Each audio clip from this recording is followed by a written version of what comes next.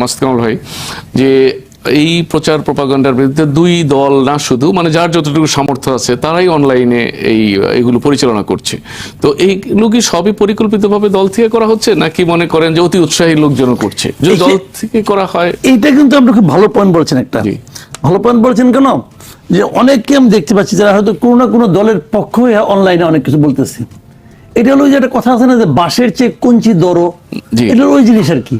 এরা প্রমাণ করতে চাচ্ছে যে আসলে কিন্তু আমি আপনার সঙ্গে আছি, আসলে কিন্তু আমি আপনার একমাত্র সোল এজেন্ট। হ্যাঁ, তারা এইভাবে প্রমাণ করার চেষ্টা করতেছে, এবং দেশের বাইরে থেকে অনেকে বলতেছে। তাদেরটা বরং আমি মনে করি কিছুটা আপত্তিকর। তারা অন্যকে নানাভাবে অশ্লীল ভাষা অনেক কিছু প্রয়োগ করে নানাভাবে কিন্তু মানে আক্রমণ করতেছে। এই জায়গাটা বরং আমার কাছে মনে হয়েছে যে একটু, আমি বরং তারা যার পক্ষে বলতেছে আমি সেই দলকে অনুরোধ করব যে আপনার পক্ষে যিনি বলতেছেন উনি আসলে আপনার ক্ষতি করতেছেন। কারণ ওনার বক্তব্যের সঙ্গে, ওনার ভাষার সঙ্গে, ওনার অ্যাপ্রোচের সঙ্গে কিন্তু আপনাদের অ্যাপ্রোচটা মিলছে না। কি সেটা জামাতে ইসলাম, কি সেটা বিএনপি, আমি বলবো যে তাদের দুজনেই সতর্ক হওয়া উচিত যে ওই লোকটাকে অথবা ওই গ্রুপটাকে অথবা ওই চ্যানেলটাকে হ্যাঁ ডিজোন করা। আপনি ওদেরকে অন করেন না, করলে কিন্তু আপনার সঙ্গে ওদেরটা মিলতেছে না, তারা তো যাতা বলতেছে। এবং এই অনেক কিছু লোক আছে এরা তো এক একবার এক এক দিকে যায়। হ্যাঁ, তো সেই বিষয়গুলো আমি মনে করি তাদের একটু কাউকে অন করা দরকার নেই। তারা তাদের মতো বলুক, আপনি আপনার মতো বলুক, আপনার তাদের থামানো দরকার নেই। কিন্তু এটা বলেন যে আমার কোনো রকম মানে পেইড অথবা মানে নন পেইড কেউ নাই। সেটাই, আপনি যেমন আপনি খুব ভালো মানুষ, কিন্তু আপনার কথা বলছে একজন চাঁদাবাজ গিয়ে কারণ বাজারে আপনার ব্যাখ্যা করছে যে আপনি ভালো মানুষ। সেক্ষেত্রে মেসেজটা আসলে কি বুঝবে যে আমি তাহলে চাঁদাবাজির পক্ষে আছি, কারণ ও আমার পক্ষে কে কেউ বলে। জি, তখন ও আমার কাছে সুবিধা পায় অথবা পাবে। জি, না সেটাই। এটি অনেক সময় মনে হয় যে রাজনৈতিক দলের নেতৃবৃন্দরা তার যে তৃণমূল নেতা বা তার যে প্রান্তিক নেতা তারা কি করছে, কিভাবে উপস্থাপন করছে, এটা বোধহয় অতটা খোঁজ রাখে না। পক্ষে বলছে এতেই খুশি। এখন আমি এখানে একটা কথা বলি, খোঁজ রাখা উচিত কেন? এটা কিন্তু বিএনপিকে অনেক ক্ষতি করতেছে। যেমন ধরেন বিভিন্ন প্রত্যন্ত অঞ্চলে, মানে থানা পর্যায়ে, উপজেলা পর্যায়ে, ধরেন আপনার অথবা জেলা পর্যায়ে হয়তো একজন লোক সে মানে চাঁদাবাজি করতেছে, দখলদারিত্ব আছে তার, মনে করেন কারো ব্যবসা দখল করছে, হ্যাঁ এগুলি করতেছে। তো ওই এলাকায় কিন্তু হয়তো তাকে বিএনপি অন করে না, অথবা বিএনপি ওইভাবে তাকে জানেও না। বিএনপি বলে ঠিক আছে একটা ছোট মানুষ করতেছে, করুকটা, আমার কি। কিন্তু সমস্যাটা হলো যখন ওইখানকার যে যিনি প্রার্থী বিএনপি, তার পক্ষে ভোট কিন্তু ওই এলাকায় ওই লোকটাই চাইতে যাবে। যখন সে ভোট চাইতে যাবে তো লোকে কিন্তু ওই লোকটাকে দিয়ে বিচার করবে, বিএনপির মূল প্রার্থীটাকে। এমনকি এইভাবে উঠতে উঠতে বিএনপির তারেক রহমানকে, মানে ওই লোকটাই তখন বিএনপির অ্যাম্বাসেডর হয়ে যাচ্ছে ওখানে। জি, তো তাদের ব্যাপারে আমি মনে করি প্রত্যেকটা পলিটিক্যাল পার্টিরই এ ব্যাপারে কেয়ারফুল হতে হবে। কোনো অভিযোগ পাওয়া মাত্রই এটা অ্যাকশনে তাদের যাওয়া উচিত হবে।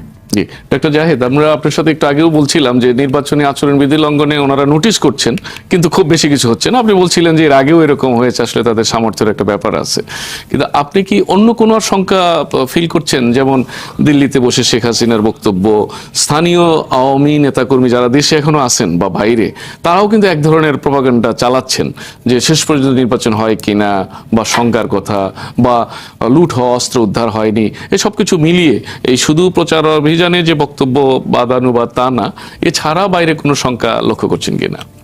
আচ্ছা, নির্বাচন কমিশনের পদক্ষেপের ক্ষেত্রে সক্ষমতা আসলে প্রধান সমস্যা না। নির্বাচন কমিশন আইন মানে আরপিও যেটা দিয়ে তারা এই কাজটা করছেন, সংসদ নির্বাচন বা সংবিধান তাকে যে ক্ষমতা দিয়েছে তাতে তার কোনো রকম কোনো সমস্যা নেই। সমস্যা হচ্ছে সদিচ্ছা এবং সাহসের অভাব। এটা হলো মানসিকতা। আপনার তো আসলে রেফারেন্স নাই। অনেক সময় হয় কি রেফারেন্স হয়, ভারতে যখন নির্বাচন কমিশন কাজ করে ওটা তো এটা করেছিল। যদিও এই নির্বাচন কমিশন আমাদের মানে যেসব নির্বাচন কমিশনকে আমরা প্রশংসা করি সেই তুলনায় আরো দুর্বল আমার মনে হয়। তো এটা হলো প্রধান কারণ। আর শঙ্কা নিয়ে আমি মনে করি নানানজন নানান কথা বলার চেষ্টা করছে। আমি আর শঙ্কা এক্সিস্ট করে বলে মনে করি না। ভারত কি করবে, হাসিনা কি করবে, মানে ভারত তার সর্বশক্তিতে শেখ হাসিনাকে ক্ষমতায় রাখতে পারে নাই, এখন নাকি ভারত আবার বাংলাদেশের নির্বাচন ধ্বংস করে সে একটা আনরেস্ট তৈরি করার চেষ্টা করে। তবে এখানে একটা কি তবে আছে, আমরা যদি নিজেরা মারামারি শুরু করি, আমরা যদি নিজেদের মধ্যে খুব খারাপ অবস্থায় চলে যাই, তখন সেখানে আওয়ামী লীগ, ভারত, আরো অনেকে, বাংলাদেশে নাকি পাকিস্তান টার্কির এজেন্টরা এখন ঘোরাঘুরি করছে শোনা যায় সোশ্যাল মিডিয়ায়, দেখে আমি সত্য মিথ্যা জানি না। তার মানেটা হচ্ছে ওই যে ঘোলা পানিতে মাছ শিকার বলে না, তো ঘোলা পানিতে মাছ শিকারের শর্ত হচ্ছে পানিটাকে ঘোলা হতে হবে। ওই ঘোলাটা কিন্তু আমাদেরকে করতে হবে, সেটা স্থানীয় জেলেরা ঘোলা করে দেবে, তখন অন্যরা মাছ শিকার করতে আসবে। সো এই জন্য আমি মনে করি না কিছু আছে। কারণ হলো নির্বাচন যদি না হয় তাতে বাংলাদেশ যেদিকে যাবে, বাংলাদেশে যে যারা পানিটা ঘোলা করার কথা রাজনৈতিক দলগুলো, তারা ওই পথে যাবে না। এই পথে গিয়ে কারো ভালো কিছু হবে না, কারণ তাদের এইটুকু শিক্ষা আমার অনুমান হয়েছে যে তারা আগে নির্বাচন না হয়ে, যারা, আমি একটু সরাসরি বলি, 1/11 হওয়ার পর আওয়ামী লীগ বলেছিল না এটা তাদের আন্দোলনের আন্দোলনের ফসল। ফসল, বিরাট খুশি টুশি, তারা তাদের শপথ গ্রহণের সময় গিয়েছিল মানে বঙ্গভবনে, এরপর তাদেরকেও -2 এর চেষ্টা হয়েছে, শেষ পর্যন্ত না পেরে আওয়ামী লীগের সাথে একটা ডিল হয়তো হয়েছে তাদের, কিন্তু প্রথম প্ল্যান ছিল কিন্তু -2, এই দুই দলের দুই নেত্রীকে সরাবে, দুই দল ভেঙে নতুন কিছু বানাবে। তো সুতরাং আপনি বলতে পারেন না শেষ পর্যন্ত কি হবে। কাউকে দিয়ে ব্যবহৃত হলেন নির্বাচন ধ্বংস করার জন্য, তাতে সামনে কি এই সরকার আগাবে নাকি আরেকটা তত্ত্বাবধায়ক নাকি সেনাবাহিনী আসবে, সে তার প্রতি কি হবে, এই অঙ্কগুলো মিলবে না। এই আনসার্টেন অবস্থায় কেউ যাবে বলে আমি মনে করি না। আচ্ছা, কমল ভাই, আপনি লক্ষ্য করছেন যে গত কয়েকদিন ধরে রাজনৈতিক দলটা এখন বাংলাদেশের প্রধান দল হিসেবে বিএনপিকে, তারপরে জামাতকে ধরা হচ্ছে, তাদের সাথে যে বৈদেশিক সম্পর্ক, ওয়াশিংটন পোস্টের নিউজ নিয়ে বলা হচ্ছে যে মার্কিন লবিতে জামাতের একটা যোগাযোগ আছে, যে তারা তাদেরকে নিয়ে আসার একটা চেষ্টা আছে। আবার ভারতের সাথে বিএনপির সম্পর্ক নিয়ে জামাত সমালোচনা করে, আবার বিএনপি বলে জামাতকে যে তারা এই বৈঠক করেছে, অমুক মাওলানা তাহের সাহেব গিয়েছেন, এই মেইনটেইন গুলো, এগুলো কি কোনো প্রভাব ফেলবে এবারের নির্বাচনে? কিছু কিছু ফেলে, কিছু কিছু ফেলে। কেন? আমাদের এখানে কিন্তু একটা মানে বুঝে হোক না বুঝে হোক, অথবা কারো প্ররোচনায় হোক, একটু প্রবল এন্টি ইন্ডিয়ান সেন্টিমেন্ট কিন্তু কাজ করে। মানে কেউ যদি আপনাকে কনভিন্স করতে, একটা ভোটারকে যদি আপনি কনভিন্স করতে পারেন এই যে জামাতের সঙ্গে বিএনপির একটা, মানে জামাতের সঙ্গে বিজেপির একটা ভালো সম্পর্ক আছে, তাহলে কিন্তু আপনি অনেক দূর কিন্তু এগিয়ে যাবেন। আবার যদি ওইটা বিপরীত দিকে হয় যে এই বিএনপির সঙ্গে একটা সম্পর্ক, যেটা নাকি জামাত এখন কিন্তু বলতেছে যে বিএনপির সঙ্গে মানে ভারতের সম্পর্কটা কেন্দ্র করে দুই দলকে বলে বলতেছে, অভিযোগ করে। বলতেছে। জি, তো এগুলি বললে হয় কি, কিছু লোক কিন্তু যারা বিশ্বাস করে তারা কিন্তু এতে প্রভাবিত হয়। কারণ ওই যে বললাম না, এন্টি ইন্ডিয়ান সেন্টিমেন্টটা খুবই প্রবল আমাদের এখানে। এটা বেসিক্যালি এই সেন্টিমেন্টটা তৈরি হয়েছে আওয়ামী লীগের কারণে। মানে আওয়ামী লীগকে যারা অপছন্দ করতো, সবাই ইন্ডিয়াকে অপছন্দ করে, এবং এখন আওয়ামী লীগের নেতারা যে ইন্ডিয়া আশ্রয় নিছে, তো এই অপছন্দ করাটা যে জাস্টিফাইড, এটা সন্দেহটা যে ছিল সেটা প্রমাণিত, এটা প্রমাণিত হয়েছে যে আসলে তারা ইন্ডিয়ার লোক, তাহলে ইন্ডিয়া যে আশ্রয় নিছে কেন? জি। তো এই বিষয়ে এটা কিন্তু একটি, এখন আওয়ামী লীগের প্রতি মানুষের যে ক্ষোভটা, এটা কিন্তু ইন্ডিয়ার বিরুদ্ধে যাচ্ছে। এখন যদি কেউ প্রমাণ করে অথবা বলে দেয় অথবা দুই একটা কারণ দেখায় দেয় যে আসলেই তো ইন্ডিয়ার সঙ্গে যে সম্পর্ক আছে, তাহলে কিন্তু এটা তার মানে প্রতিদ্বন্দ্বী দলের জন্য একটা ইতিবাচক। আমি একটা ছোট্ট ঘটনা বলি, দেখেন আপনার কাল পরশু মধ্যে এটা শুরু হয়ে যাবে। আজকে জামাতের আমির সম্ভবত উনি বলেছেন যে ওনারা জনগণের চৌকিদার হতে চান, জি, বলছে না? হ্যাঁ, আমি সেভাবে বলেছেন এটি। বলেছেন। দেখেন দু একদিনের মধ্যে কি আলোচনা হয়, কি আলোচনা সেটা আমি বলে দিচ্ছি কেন হবে।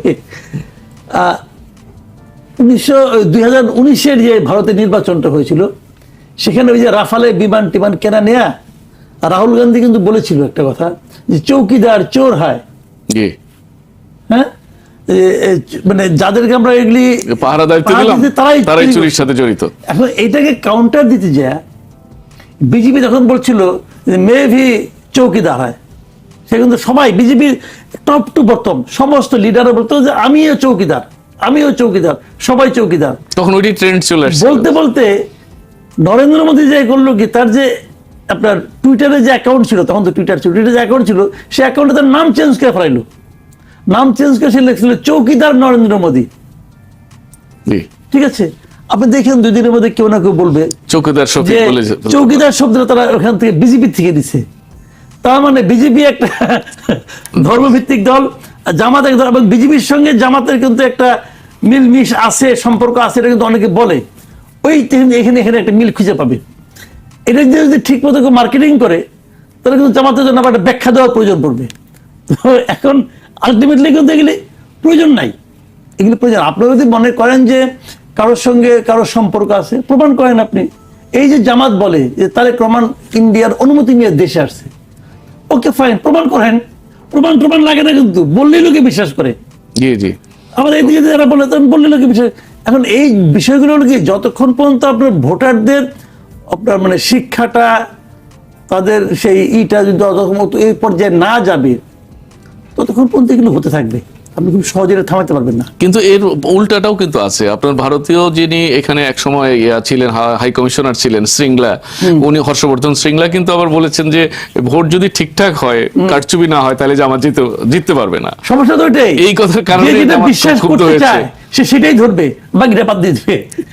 তো এইগুলো কি কোনো আবার কিছু ব্যালেন্স করার চেষ্টা কিনা, যে কিছুটা পক্ষে বলা, জানি কিছুটা না, বিপক্ষে বলতে বলা, বা এরকম কোনো কিছু মিন করে কিনা? তাই ডক্টর বলতে জাহিদ, হবে। আপনি কি মনে করছেন যে এবারের এই নির্বাচনে যারা অভ্যুত্থানের পক্ষে ছিল তারাই প্রতিদ্বন্দ্বী, অন্যরা ওইভাবে সুযোগ পায়নি, তো সেই ক্ষেত্রে এবারও কি নির্বাচনে এই ভারত কার্ড বা আপনার মার্কিন কার্ড এগুলো কাজ করবে কি? কাজ করবে, ভারত কার্ড তো কাজ করবেই, কিন্তু সমস্যাটা হচ্ছে এখন সবাই মানে ভারতের পক্ষে তো কেউ না।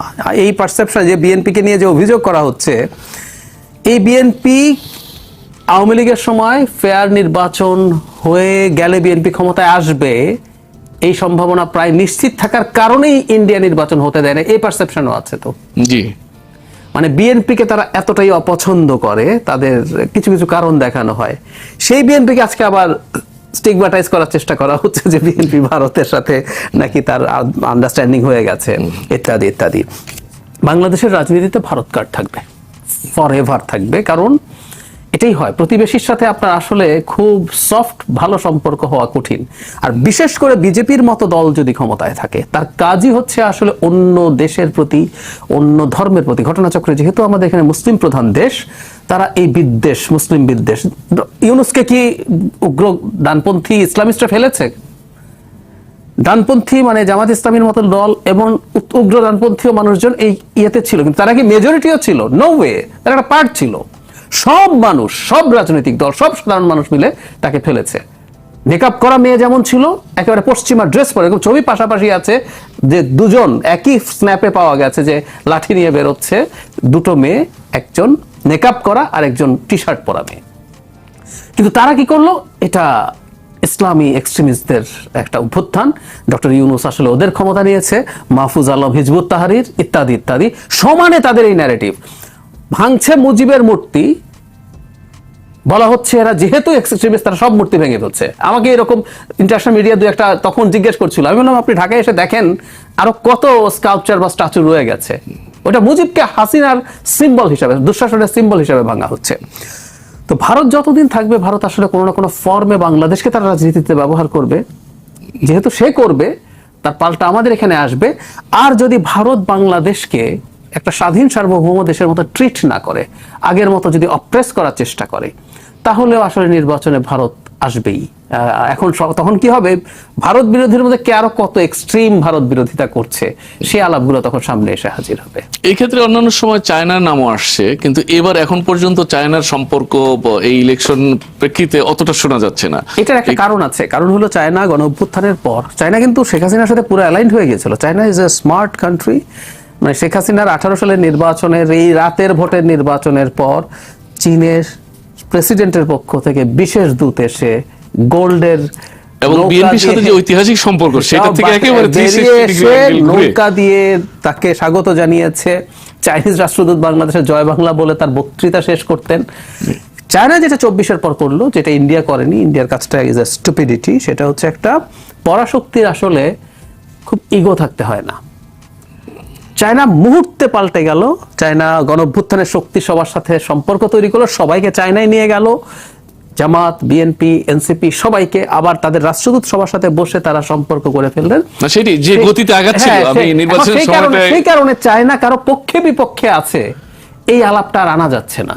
আবার যে সরকার গঠিত হবে সে কিন্তু তার সাথে আবার অ্যালাইন্ড হয়ে যাওয়ার চেষ্টা করবে। তো ওনারা আসলে রাজনীতির চেয়ে হয়তো বাণিজ্যটাই Not বেশি necessarily, প্রাধান্য ওরা দিয়ে এখন থাকে। রাজনীতিতেও ইনভলভ হচ্ছে, কিন্তু এবার গণ অভ্যুত্থানের পর তাদের এই মুভটার কারণে তারা এই মুহূর্তে রাজনীতিতে আলাপ হচ্ছে না, কিন্তু আবারও হবে দেখবেন সামনে যদি, কারণ রাজনীতির সাথে যদি আপনি ইনভলভ না হন, শুধু ব্যবসা করে হয় না, কারণ আপনি চান আপনার মনোভাবাপন্ন একটা সরকার রাখা, না হলে আপনার জন্য জিনিসগুলো সহজ হয় না।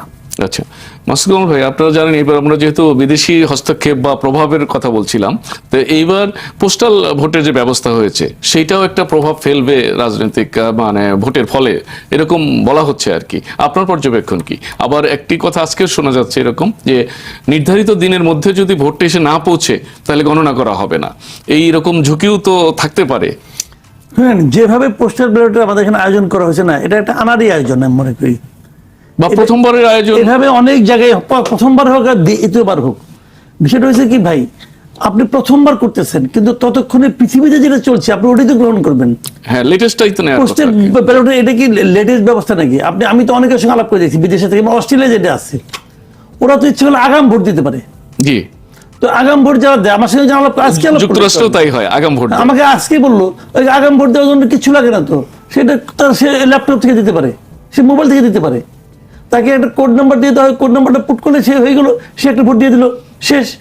তো এটার জন্য ওই কাগজের ছাপাইয়া সেটা পাঠাইয়া তারপর টিক চিহ্ন মাইরা তারপরে আবার পাঠাইতে হবে ডাকযোগে, অনেক কিছু প্রবলেম। এবং ওর মধ্যে মার্কাটা কোন জায়গায় আছে এটা নিয়েই তো বিতর্কে অনেক সময় আসছে। তো এই ঝামেলা করার দরকারটা কি? ইজি করতে পারতো। আর সমস্যাটা কি হয়েছে, কতগুলি বয়স্ক লোককে ওখানে আনা হয়েছে, বয়স্ক এবং নির্বাচন কমিশনের কথা বলছেন। এবং হ্যাঁ অথবা তারা এগুলো বুঝে না রে ভাই। আমি একেবারে শিওর, আমি গ্যারান্টিতে বলি, আপনি যে তার যারা আছে নির্বাচন কমিশন চিফ ইন সহ যে ফোনগুলি চেক করেন, দেখবেন আমাদের কমপক্ষে 2টা পাবেন বাটন ফোন। ওরা এখন এগুলো বুঝেই না। না, এখন তো সরকারি কর্মকর্তাদের সরকারি মোবাইল কিনে দেয়, সেক্ষেত্রে কেন হবে আইফোন বা নতুন হয়তো তার বাসায় অন্য তার মেয়েটি অথবা বোর্ড চালাতে পারে। আচ্ছা, এটা ভাই বুঝে না। জি, টেকনোলজি কোথায় চলে গেছে, এখন তারা বসে বসে ডাকবে। আচ্ছা আপনি আমাকে একটা, আমি মাঝে মাঝে উদাহরণটা দিই, আপনি একটা কথা বলেন। আপনি মনে করেন এখন একটা আফ্রিকার একটা কান্ট্রিতে যাবেন, আপনি এখানে বসে বসে সব ঠিক করতেছেন, হোটেল ঠিক করতেছেন, হোটেল বুকিং দিচ্ছেন, হোটেলের রুম চেক করতেছেন। ধরেন আপনি এয়ারপোর্ট থেকে সেটা 20 কিলোমিটার দূরে, গভীর রাতে যে পড়ছেন এয়ারপোর্টে, গভীর রাতে ওখান থেকে একটা ট্যাক্সি নিয়ে আপনার মনে কিন্তু একবারও সন্দেহ হচ্ছে না যে আমি যে 20 কিলোমিটার দূরে যাবো একটা নির্জন এলাকায়, সেখানে আদৌ এই হোটেলটা আছে কিনা, হোটেলটা থাকলেও সে আমার জন্য রুমটা রাখছে কিনা, আপনি কিন্তু একবারও কিন্তু কোনো দ্বিধা হচ্ছে না। কেন? আপনি জানেন এটা ঠিক করবে। তো এটা যদি আপনি এতটুকু যদি আপনি নির্ভর করতে পারেন, লাখ লাখ টাকা আপনি মোবাইল দিয়ে আপনি করতেছেন, ট্রান্সফার করতেছেন, আর একটা ভোট আপনি দেওয়ার ব্যবস্থা করতে পারবেন না। এটা হলে ভালো হতো আর কি। যাই হোক, আমার একদমই সময় ছোট্ট একটা বাক্য একটু যোগ করে ফেলি। এখানে একটা গুরুত্বপূর্ণ প্রশ্ন আসছে, এটা একটা বিরাট প্রবলেমের দিক আছে। আপনি যদি প্রবাসীদের জন্য ই ভোটিং চালু করেন, তাহলে প্রশ্ন হচ্ছে বাংলাদেশেও ই ভোটিং না কেন? বাংলাদেশে কিন্তু ডিবেটটা সিরিয়াস ছিল, ভারতে ইভেন এখন এই যে ইভিএম এর বিরুদ্ধে সিরিয়াস বিতর্ক উঠছে। আমরা কিন্তু ওই আলাপে গিয়েছিলাম যে আমরা পেপার ব্যালটে যাব। পৃথিবীর বহু দেশ, 4-5টা অন্তত, ই ভোটিং এ গিয়ে ফেরত গেছে আবার কাগজে। ভারতকেও যেতে হবে। সেই কারণে আসলে ওইটা যদি ই ভোটিং আপনি সিকিউরড মনে করেন, তাহলে দেশের মধ্যে যে কেউ কিন্তু এই প্রশ্ন করতে পারে, আমি তো ওই ভোটটাই দিতে চাই, আমি সেন্টারে যেতে চাবো না। এটা একটা এইরকম ক্রাইসিস আছে। আচ্ছা, আমার